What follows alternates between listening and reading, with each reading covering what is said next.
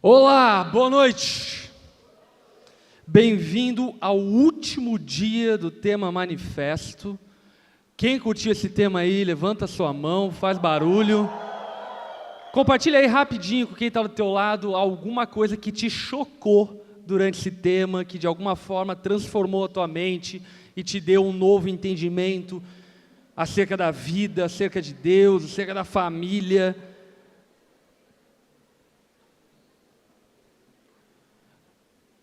Eu particularmente fui profundamente confrontado, principalmente no que diz respeito à minha vida pública e à influência que Deus me deu e que Ele me deu, não para que eu me cale, mas que pelo contrário, para que eu me posicione e posicione a igreja dele para promover santidade no mundo. Eu fui muito confrontado. Eu encerro esse tema de maneira muito encorajada e animada para as cenas dos próximos capítulos. Estamos juntos? Hoje, o último dia, nós vamos falar sobre alegria. O manifesto pela alegria. Falar sobre alegria, falar sobre felicidade, é falar sobre talvez uma das coisas básicas da vida humana. O ser humano foi criado para ser feliz e todos querem ser felizes. Todos querem ter alegria, todos querem viver essa plenitude de felicidade e alegria.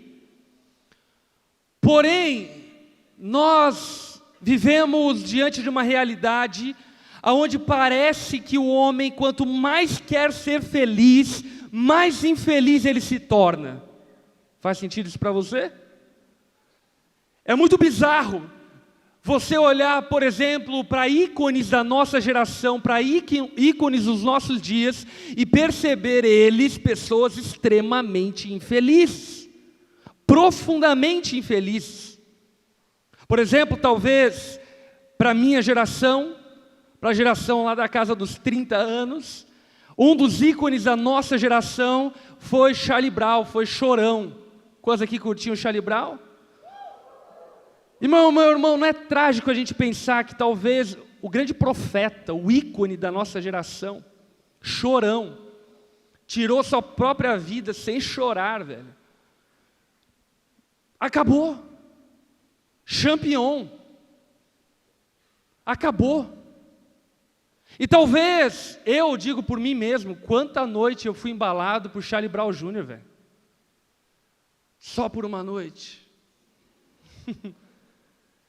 E de repente, parece que tudo aquilo que parecia, não era. Porque, de fato, o confronto em que nós caímos e a realidade com que nós nos deparamos é que parece que quanto o homem mais quer ser feliz, mais infeliz ele é. Eu quero que você abra a tua Bíblia no Salmo de capítulo 126, no versículo 5. Salmo 126, versículo 5.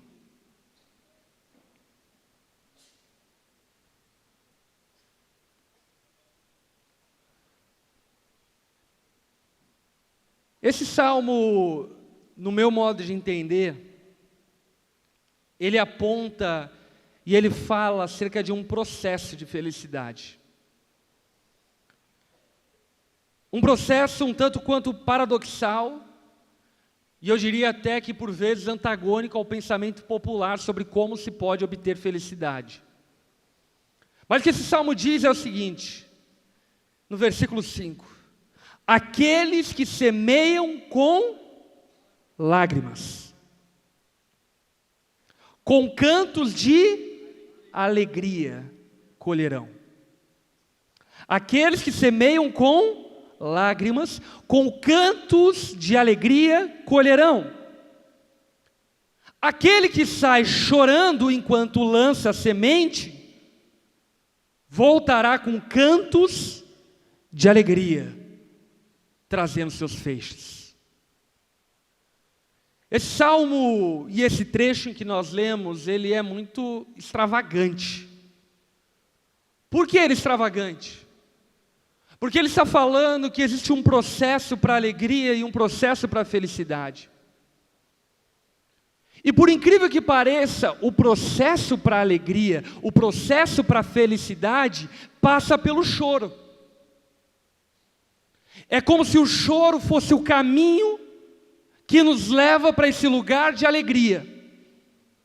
É como se o pranto, como se a tristeza fosse o caminho que nos leva para essa posição de felicidade, de alegria. O salmista está dizendo, olha, aquele que chora vai sorrir. E talvez você fique pensando aí no seu lugar, tipo, eu estou bem na foto então, mano. Eu choro pra caramba. Que eu assisto Marley e eu, nossa, choro. Mês passado levei um pé na bunda, chorei. Mas agora não choro mais.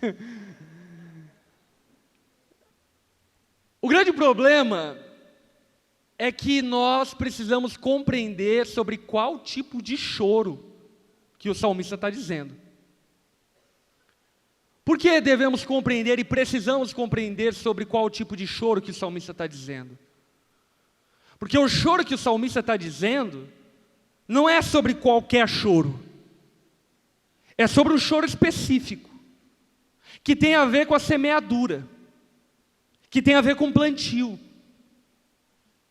E plantio tem tudo a ver com fé. De igual forma que plantio tem tudo a ver com morte. A semente, para germinar, ela precisa morrer. A semente, para germinar, ela precisa ser enterrada. Portanto, no processo de chegar até a estação aonde somos plenamente felizes, realizados, alegres em toda e qualquer circunstância, precisamos passar pelo processo da tristeza, pelo processo do choro. Mas a questão é que muitas vezes nós até choramos e nos entristecemos, mas choramos e nos entristecemos da forma errada e pelos motivos errados. E por esse motivo, quando nós choramos da forma errada e pelos motivos errados, nós só mergulhamos em mais tristeza. Porque existe um tipo de lágrima, existe um tipo de dor, existe um tipo de tristeza que eu e você precisamos passar para encontrarmos a alegria plena. Olha só o que o apóstolo Paulo diz, lá na segunda carta aos Coríntios, no capítulo 7, versículo 9.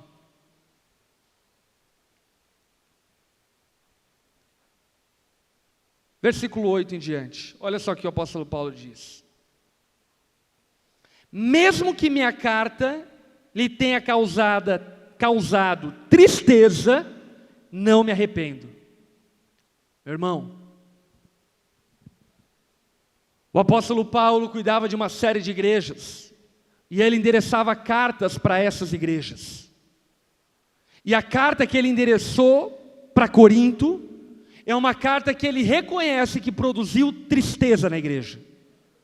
A igreja leu aquela carta e ficou furiosa com Paulo.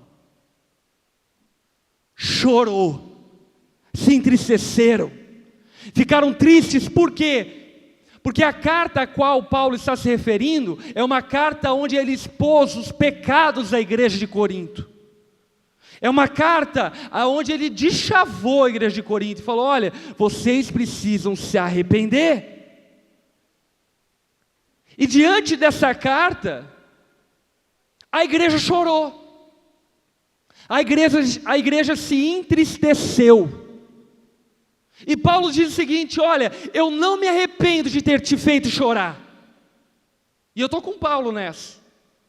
Eu não me arrependo pelas ocasiões que eu te fiz chorar. Não me arrependo por quê? Não me arrependo porque no processo da alegria, a tristeza é uma etapa.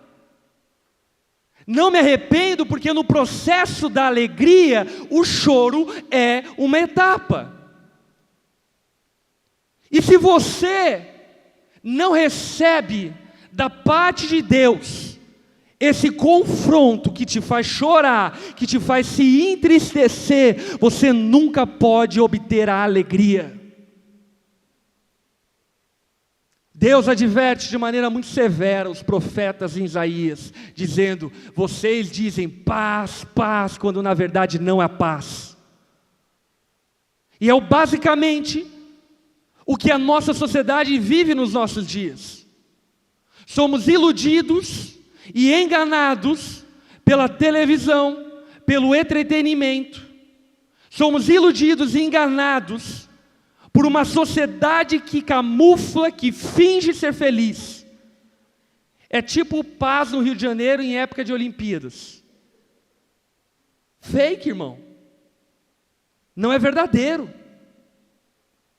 E muitas vezes, por influência dessa sociedade, querendo fugir da profunda tristeza, querendo fugir da profundo choro, da profunda dor, nós acabamos que camuflamos a nossa dor, camuflamos a nossa tristeza, camuflamos o nosso choro, mas no final das contas somos como sepulcros caiados, que até tem aparência de sorriso, mas dentro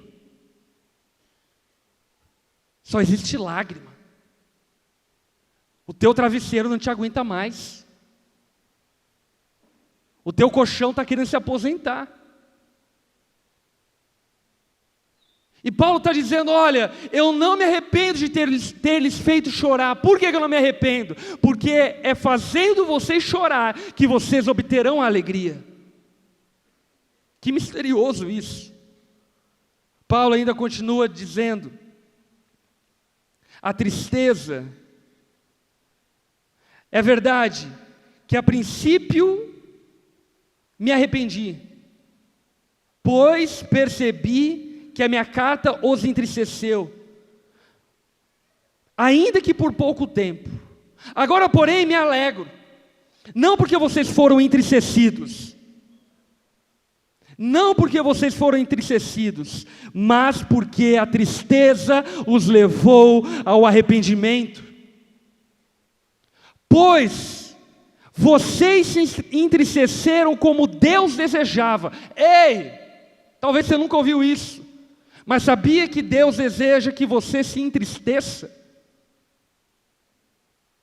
Eu sei que você ouviu talvez N mensagens dizendo paz, paz, seja feliz. Deus quer que você seja feliz, e é verdade que Deus quer que você seja feliz, mas também é bem verdade que Deus sabe que o caminho para a felicidade é o caminho do entristecimento, e por isso que Deus deseja que você se entristeça. Faz parte do anseio de Deus te levar à tristeza. Faz parte da vontade de Deus te fazer chorar. Faz parte da vontade de Deus te levar a esse lugar de profunda tristeza. Agora você começa a entender um pouco a vida de Jó. Quando Deus permite que Jó sofra todas as dores que ele sofreu, Deus não estava errando no processo. Existia algo sublime que Deus estava reservando para Jó. Mas aquilo que Deus estava reservando para Jó passava pelo caminho da dor, passava pelo caminho do sofrimento, passava pelo caminho da tristeza. Daqui a pouco você vai entender. Versículo 10.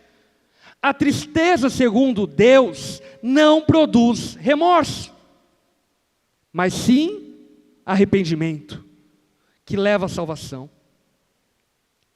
A tristeza, segundo o mundo, produz morte. O apóstolo Paulo está dizendo que existem dois tipos de tristeza. A tristeza segundo Deus e a tristeza segundo o mundo. E a pergunta que eu te faço é: qual tipo de tristeza você já viveu? Qual tipo de choro você já derramou? Paulo diz que a tristeza segundo o mundo produz remorso. O que é remorso? É um sentimento passageiro de culpa, é um peso na consciência, mas não gera mudança de atitude. Judas Iscariotes se remorçou por aquilo que fez com Jesus. Mas a tristeza segundo o mundo, produzida em Judas Iscariotes, não gerou nele alegria. Pelo contrário, gerou nele suicídio.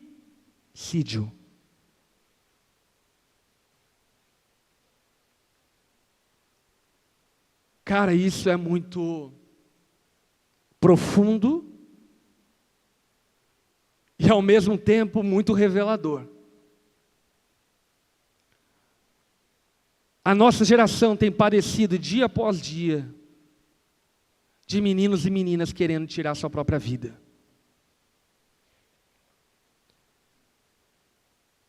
E grande parte da motivação ao suicídio está completamente relacionada a uma tristeza. Mas a tristeza que gera o suicídio não é a tristeza que gera alegria. É engraçado porque é uma linha muito tênue e parece que estamos falando da mesma coisa, mas não estamos falando da mesma coisa. Judas Iscariotes se entristeceu, mas ele se entristeceu segundo o mundo, e por isso tirou sua própria vida. Simão Pedro se entristeceu, mas ele se arrependeu. E a tristeza de Pedro gerou e produziu nele alegria. A pergunta que eu quero te fazer nessa noite é: qual tipo de tristeza que você tem se permitido experimentar? Qual tipo de choro que você tem permitido sair dos seus olhos, do seu coração? Qual tipo de dor você tem se permitido viver? Enquanto você não sentir a tristeza certa, enquanto você não sentir a tristeza de Deus, enquanto você não chorar os choros de Deus, você jamais encontrará o resultado do processo da verdadeira tristeza, que é a alegria e a vida plena. Paradoxal, não é? Vamos orar? Baixa tua cabeça, fecha seus olhos. Espírito Santo, nós cremos que você está aqui nessa noite passeando no nosso meio. Espírito Santo de Deus, nessa noite, produza em algumas pessoas aqui a tristeza segundo Deus. Produza lágrimas segundo Deus. Jesus, nós não queremos mais ser escravos da tristeza segundo o mundo, que só produz mais tristeza e que nos leva ao cúmulo da tristeza, ao ponto de tirar a própria vida. Mas nós queremos, Jesus, chorar as lágrimas que precisamos chorar, nos entristecemos no que precisamos nos entristecer, para que possamos um dia colher sorrindo aquilo que nós plantamos chorando. Jesus, nessa noite, seja revelando a nós aqui o caminho, o percurso a ser seguido para encontrarmos a plena alegria, a plena satisfação. Ah, Jesus, tem misericórdia de nós e nos encontre. Tem misericórdia de nós e nos encontre aqui nessa noite, Jesus. Confronta o nosso coração. Gera e produz em nós tristeza, para que experimentemos a alegria plena. Faz isso, Jesus. Em teu nome que nós oramos. Amém. Abra a tua Bíblia no Evangelho de Mateus, no capítulo 5.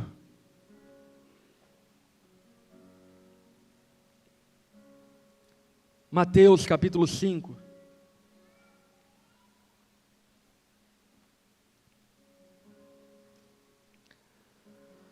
A Bíblia nos fala: vendo Jesus as multidões, subiu ao monte e se assentou. Seus discípulos aproximaram-se dele, e ele começou a ensiná-los, dizendo: tenta por um breve momento entender o que está acontecendo aqui.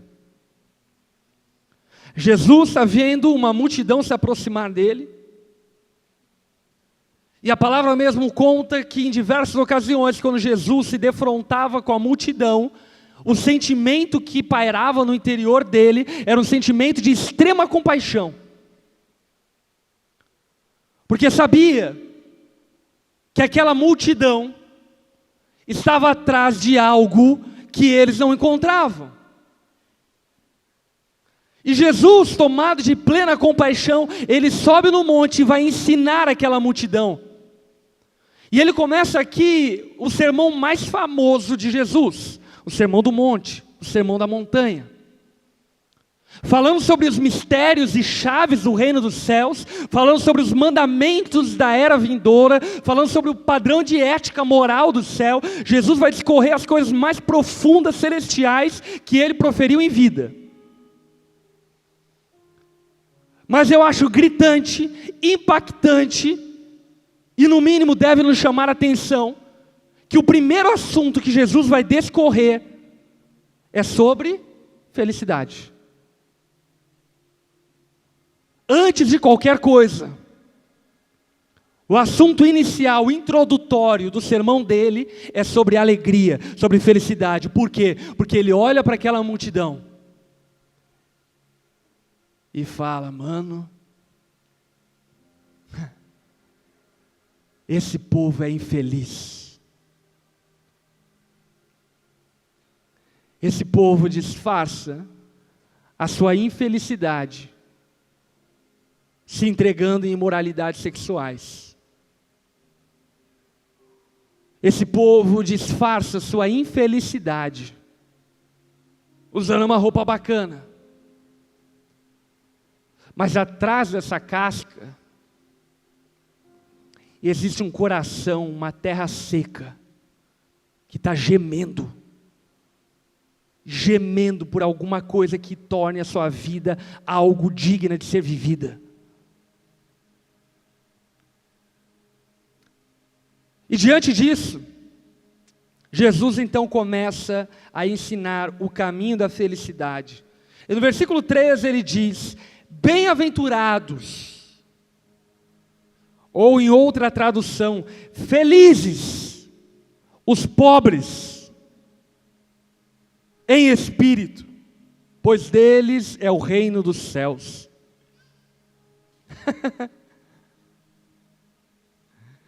Meu irmão, eu não sei se você está ouvindo o que Jesus está dizendo, mas ele está dizendo o seguinte: bem-aventurado os pobres de espírito. Feliz de verdade é quem é pobre de espírito. Feliz de verdade são os pobres de espírito, porque deles é o reino dos céus.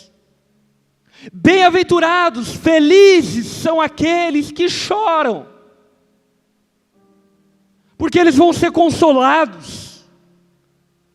Bem-aventurados, humildes, felizes aqueles que sabem quem são, aqueles que reconhecem o seu tamanho, aqueles que não tentam fingir ser quem não são, mas são humildes o suficiente para reconhecer suas limitações. Felizes são eles, pois eles receberão a terra por herança. Felizes, bem-aventurados, os que têm fome e sede de justiça. Quem um dia na história proferiu que feliz é quem tem fome e sede? Segundo os padrões e as convenções humanas, feliz quem está satisfeito, feliz quem está farto, feliz é quem comeu e depois arrotou. E Jesus vem e fala: não, feliz são os famintos, quem tem fome que é feliz, eles são felizes de verdade. Felizes são os misericordiosos, pois eles obterão misericórdia.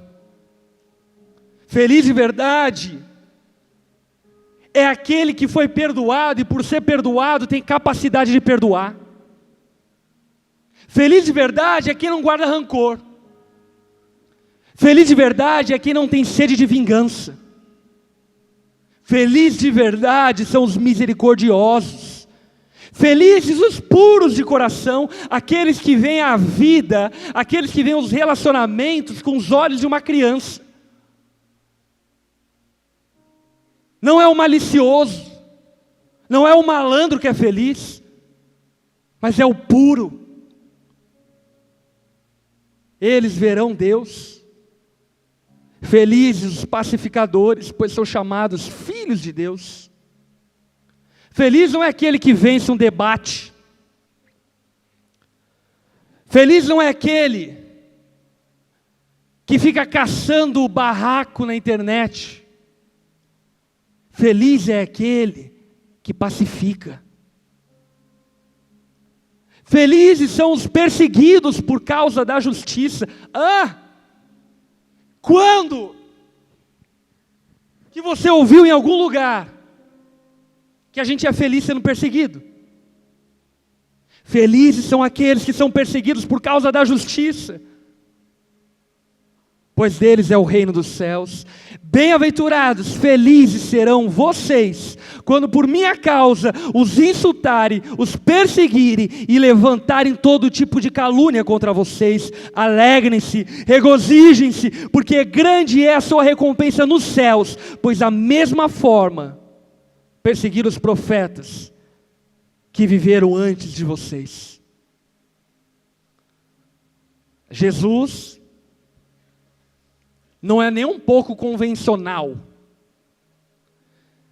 Ele basicamente nesse sermão está dizendo o seguinte: ei, você já ouviu lá que falou sobre felicidade?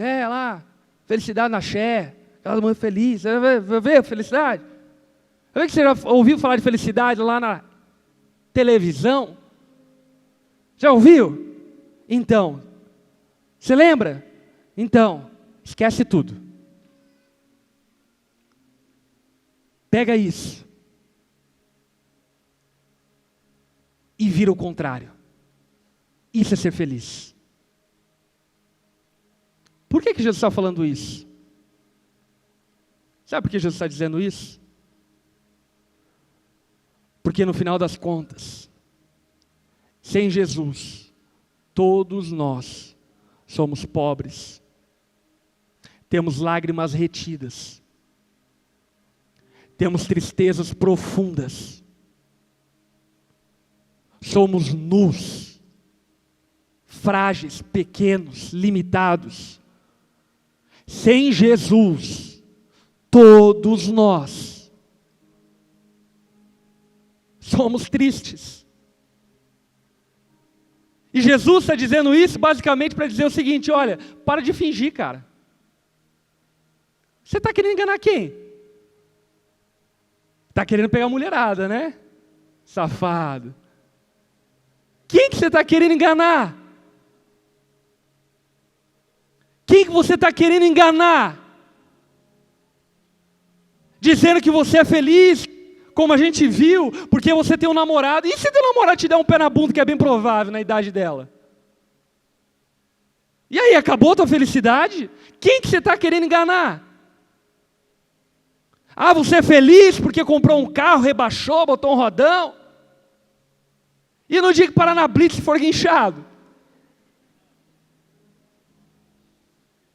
Quem que você está querendo enganar, cara? Ah, você é feliz porque é São Paulino e é líder do campeonato brasileiro? E quando o Corinthians ganhar o segundo turno? Aonde vai parar a tua felicidade?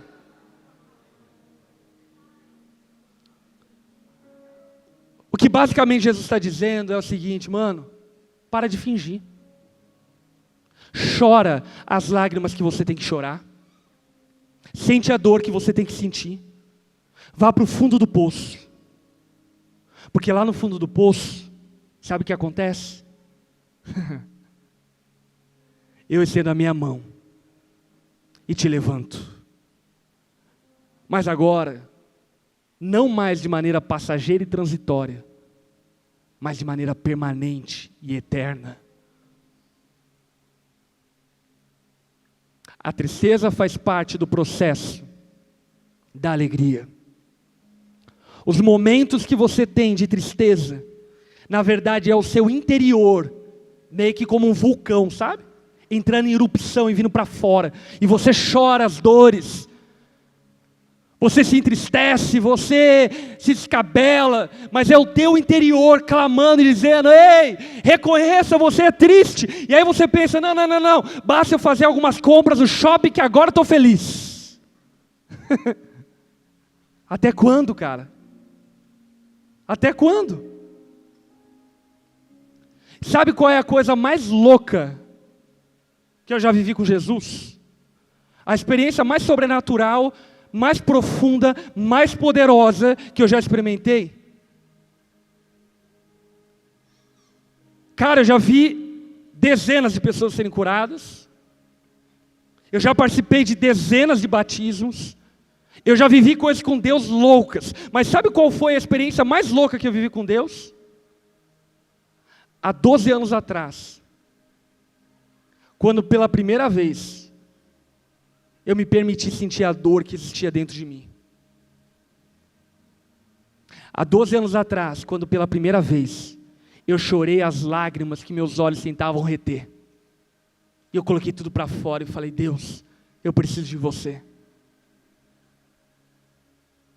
É antagônico pensar que o momento mais louco que eu tive com Deus foi o momento de maior tristeza que eu já vivi. Sabe por quê? Porque quem plantar chorando, colherá sorrindo. Jesus, meu irmão, não é um produto descartável, com prazo de validade.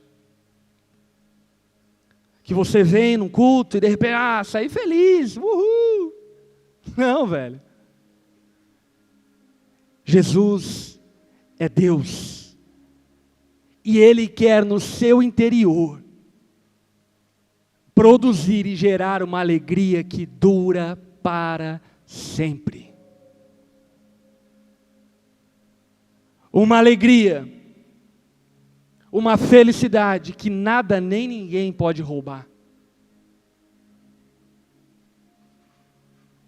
Mas primeiro você precisa sentir a tristeza segundo Deus. Baixe tua cabeça, feche seus olhos.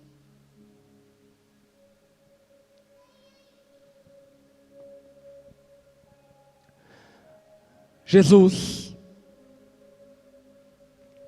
Jesus,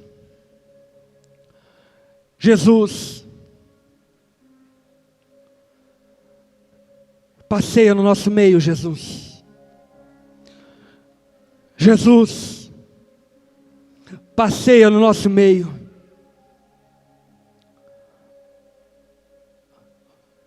Toca no interior. Toca nas dores. Jesus, Espírito Santo de Deus, nesse momento, destrava esses olhos secos.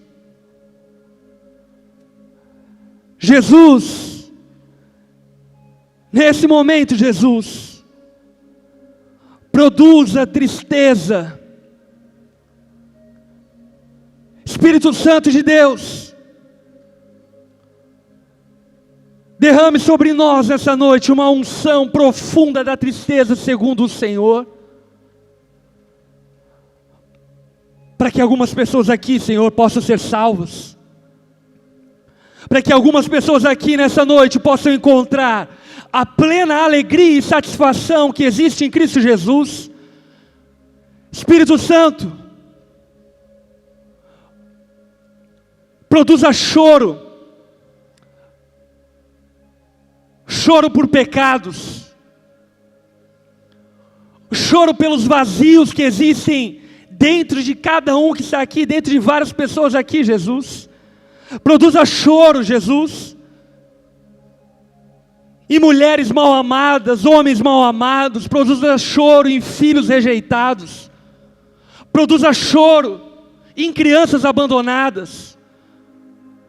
Produza choro, Jesus, em homens e mulheres aprisionados a vícios. Produza choro em pessoas escravizadas pela pornografia. Produza choro, Pai. Produza choro. Vem sobre nós, Espírito Santo. Vem sobre nós, Espírito Santo.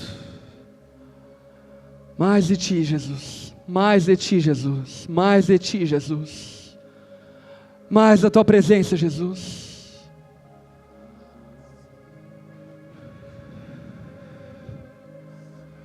Mais de Ti, Jesus. Mais de Ti, Jesus.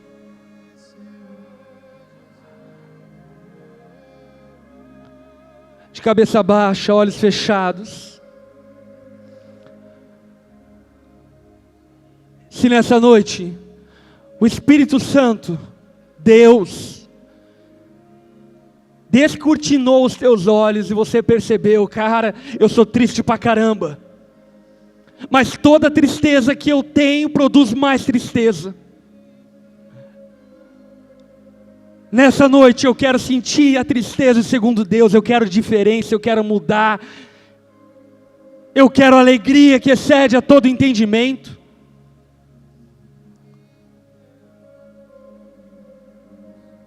Se nessa noite você está ouvindo a voz de Deus falando a você,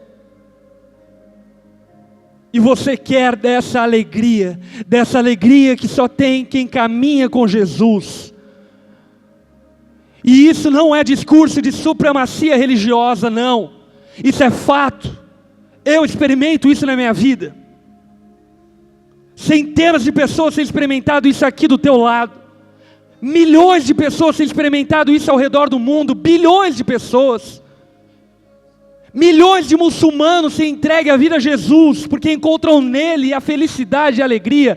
Essa é a noite que Jesus te encontrou para mudar a sua história.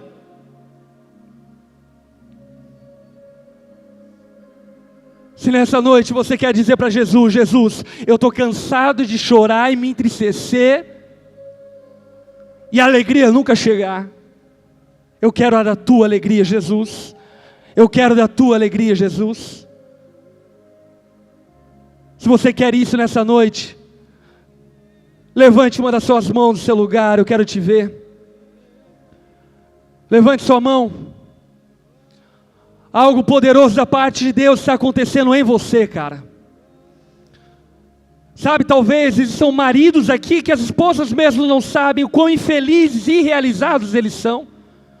Meu irmão, nessa noite, seja pobre, chore, seja puro, seja humilde. Não tenha vergonha, não tenha medo. Aleluia. Todos vocês que levantaram suas mãos, saia do seu lugar, vem aqui à frente, eu quero orar com vocês. Saia do lugar de vocês, vem aqui à frente.